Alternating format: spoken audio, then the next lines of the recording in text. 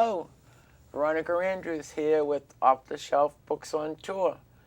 Absolutely delightful book today named Charley. And Miss Donna Marie Seim has come from Newbury to tell us about the book. Very unique premise. Thoroughly enjoyed it. And you like true stories. I do. Several of my books are based on true stories. In tradition and folklore, the stories that we hear throughout our life, but nobody takes time to put them down. I thought that was very unique. Did you know Charley? Did you know Charley's family? Yeah, I did not know Charley. I didn't have that pleasure. I'm actually too young to have known him. Well, congratulations to you. It was 1910. But I do know his son, Russell, who told me Charley's stories. Oh, nice. So that's how it came to play. But that's the story of many, many young people.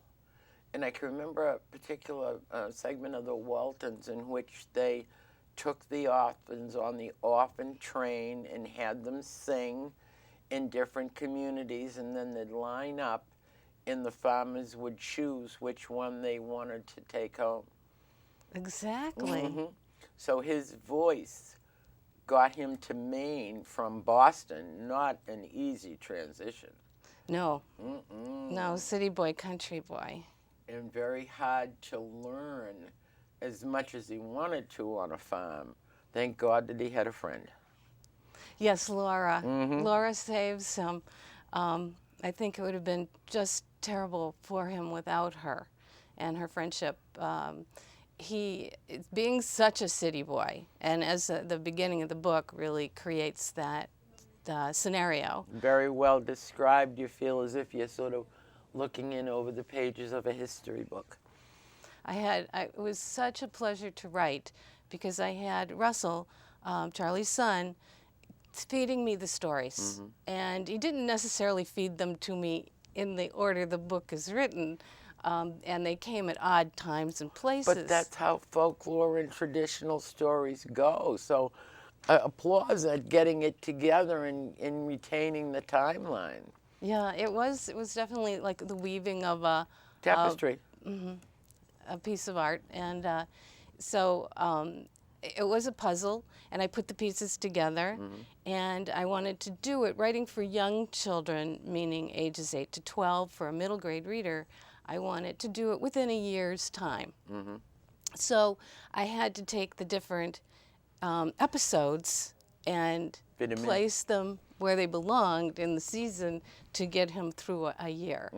And it worked out really well because there was enough for the different seasons because if everything happened in the wintertime, it wouldn't have worked. But we got to do the seasons and go through the year and watch how Charley evolves. And the comical things that he gets into, which is very real life. And, you know, we're not all princesses and we don't all live in castles.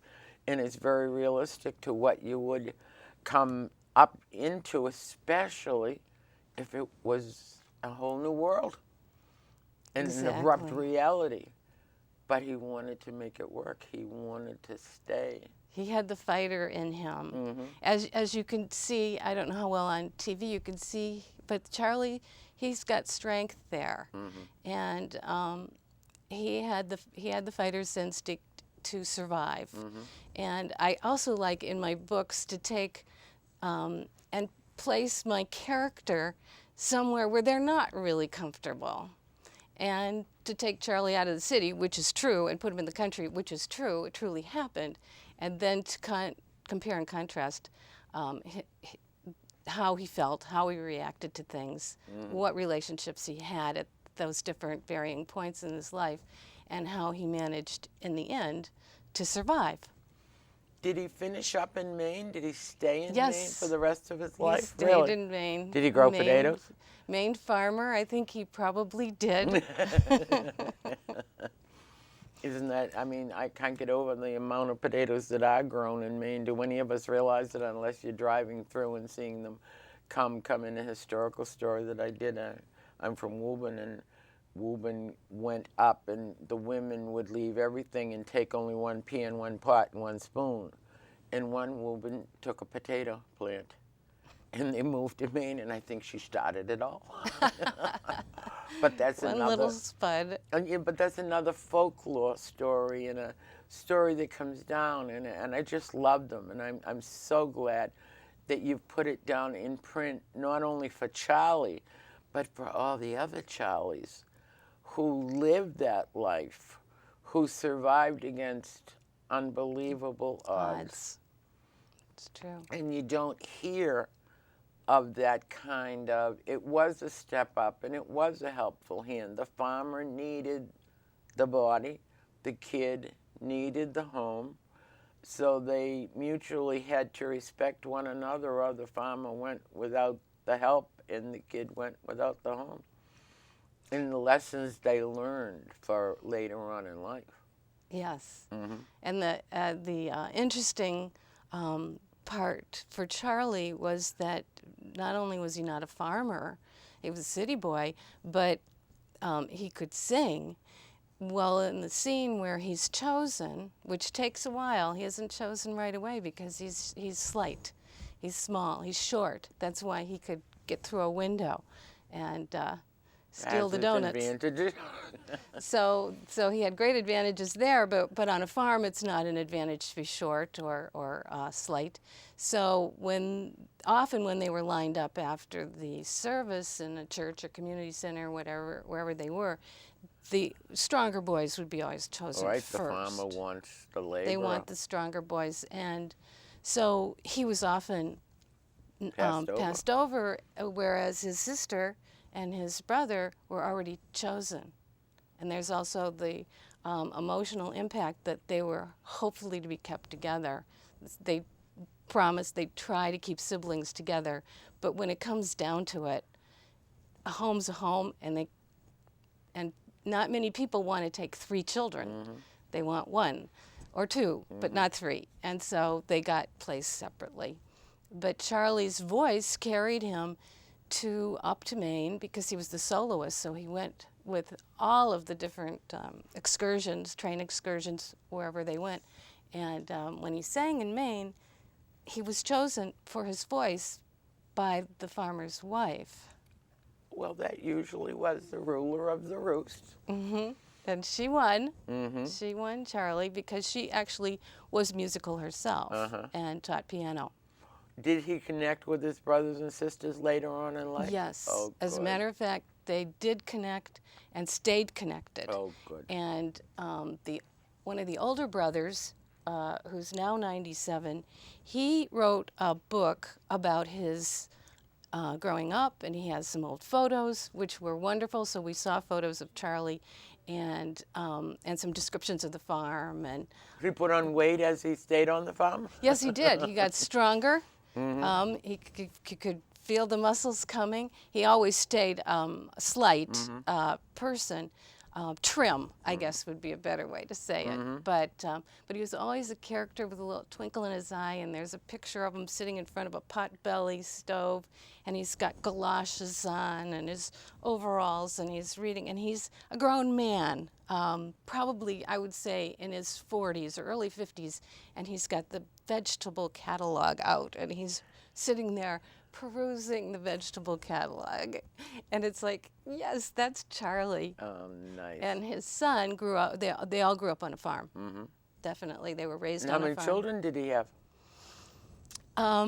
There are 3 alive now, and I think there were a total of 5.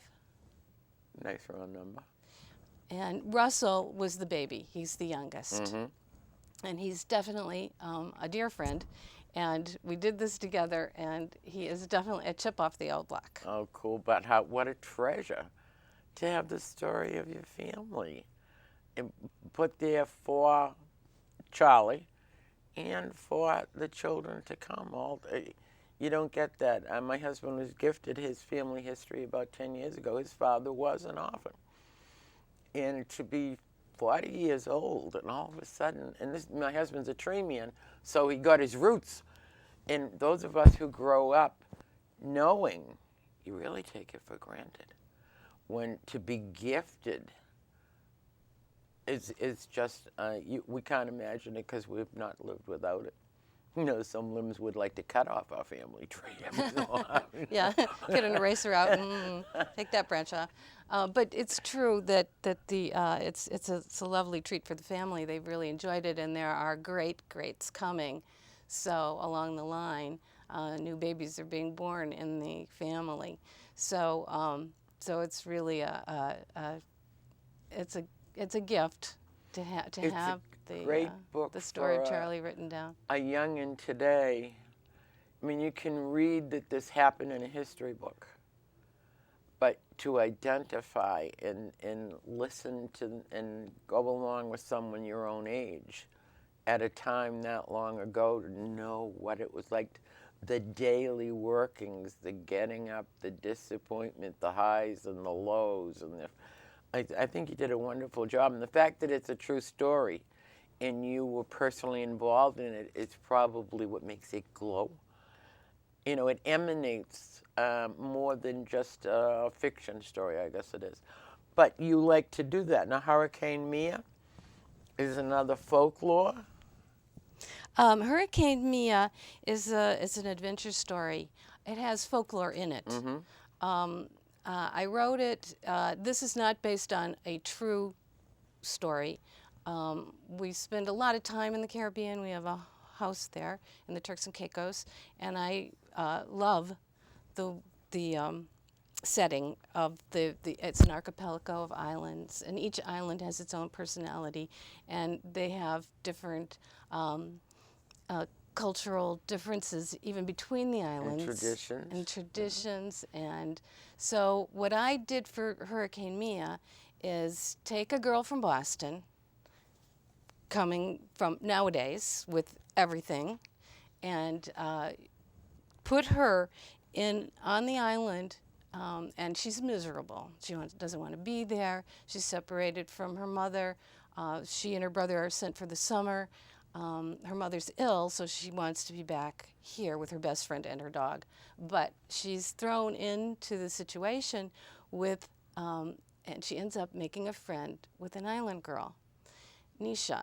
And so Mia and Nisha become close friends as the book and the adventure progresses. And they go on a search for the tea that cures everything. And this takes them better part of the summer. It takes the better part of the summer, and through all the different say for instance the adventure of sneaking out, borrowing the grandfather's boat, getting to the other island that's where the leaves grow. Where the tea leaves grow, where the granny is that makes the tea.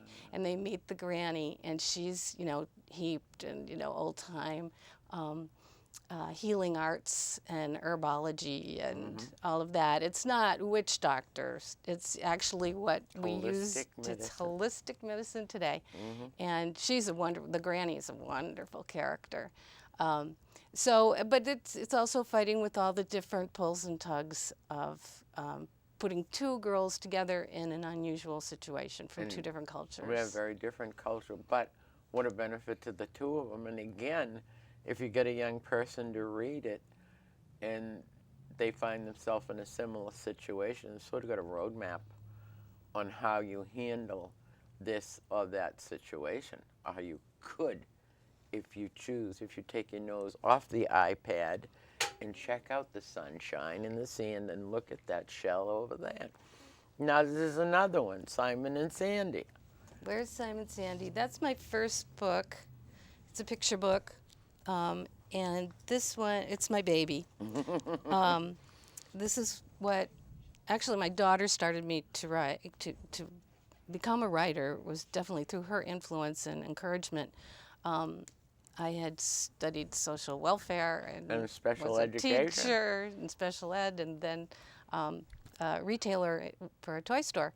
So I wasn't actually geared up to be a writer, and but I love stories and I love reading stories, and we always shared that. So when I heard this story told to me on a eco safari on one of the uninhabited islands, or very One of the islands has like maybe 70 people. And then I heard the story and I fell in love with the story, and I thought it's never been written down before. So I wrote it down and I sent it to the museum there, and I knew that they had a children's program that they were struggling with to get supplies for and personnel and keep it going. So I said, well, here's a story for your children's club.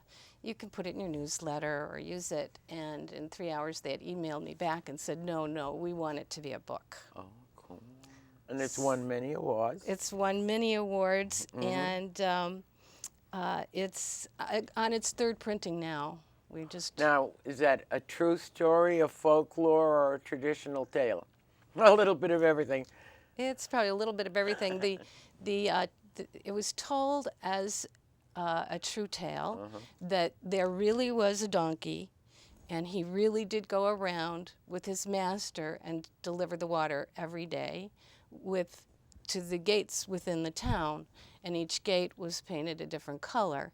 And the donkey knew exactly which gates to go to. And each house had a gate with a fence, because if they didn't, the donkeys and the wild animals would eat everything, all the greenery. So they always had a gate.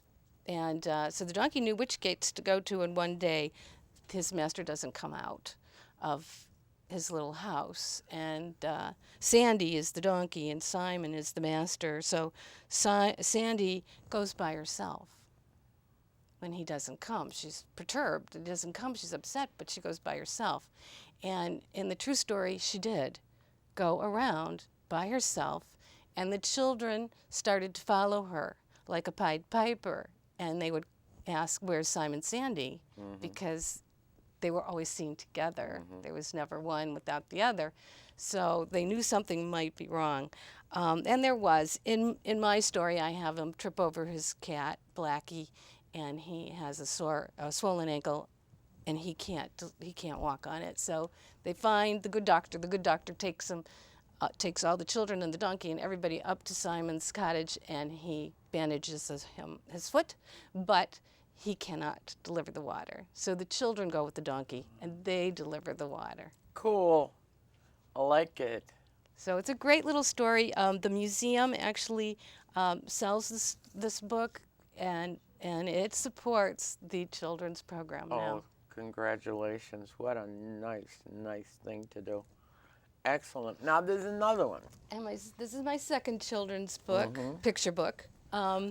And this one also has actually won 3 awards. I don't have the other sticker. But this is Sachi and Little Star, and again, it's based on the islands of the Turks and Caicos. And we happen to live on Grand Turk, so that's the island that's in these stories the most. But this one is actually, that's our front gate. And Susan, the illustrator, this is a horse, and it's a story about Sachi and Little Star. And Sachi is a little island girl who tries to catch and tame a wild horse. And this does happen on the island. There are wild horses that came with the donkeys to make mules. And they used them during the salt harvesting time. For 300 years, there were 3 salt islands in this archipelago. I did a book on that. That was fascinating, yeah. A lot of work. A lot of work, labor. and they needed those mules to carry the carts of salt to the ship.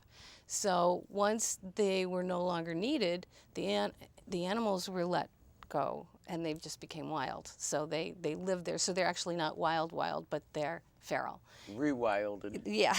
So some of them, you can tame them, and some of the children try to catch them, and some of the children do and actually ride them. But I also see that some of the children make attempts, and it's not a good idea. So I wrote this with that thought in mind, that it's really not a good idea to try to, on your own, try to catch and tame a wild horse. So this is Sachi's story. And the beautiful watercolors which you're seeing are all the illustrations for all 4 of my books are done by Susan Spellman. Yes. She lives in Newburyport, and these are just beautiful watercolors that really capture the feeling of the islands. Yes, nice job. Inviting. You want to pick it up. It's very different than a book that you'd see on the shelf. When it came in, I went, it's different, pleasingly different, uniquely different, inviting. Inviting. Yes. Yeah. I thoroughly enjoyed it because we've known so many. And I love the history. I love seeing the stories that we heard as children passed down, and what do they call it? Oral history. Oral history, yeah. And historically, yeah, I spend a great deal of time with my nose on a history book, but the stories of every day, the story of the people who live every day, and their comings and goings, I like them the best. I like finding that out. I do too. I like to. What was like that day, that time? What did they do then? How did they feel about that? One of the things that I wanted to point out about Charley too, I'm sure you picked it up, but Susan did the jacket cover. She did an oil painting. So this is oil. All the others are watercolor. And I asked her to do it. She used a real model, a boy, 12-year-old boy, for the cover. And we worked together on this, and I wanted him to not be all grinny and happy and not be dejected and sad, but show a fighting spirit like we spoke earlier about. And in his eyes, I'm here. Yes, he's talking to you. He's making a statement, and he's saying, I can do it. I'm going to make it. That could very well have, along with his size, a farmer would want a subservient, oh my God, I need a home kid. That look could very well scare a likewise look farmer right in the eye. That could have deterred him. But without that spirit, he wouldn't have made it. It's hard. It would have broken him. Yeah. So he makes it all through all the adventures, and it's just. But I wanted to tell you one other scenario about the jacket, the actual jacket that he's wearing. When Russ was telling me the stories, and I was writing them down, and I had them and doing some research to verify what Russ was telling me. The fact that New England Home did have a choir. It was a famous choir. We went up to Maine. We found the farm. We found the church. Whereabouts is it? Green, Maine. Green, Maine. Nice. Which it says in the story it's Green, Maine. I kept the name of the town. It's near Livermore Falls. I think but it's way up there. I went way up. Beyond Bath? Yes, beyond Bath.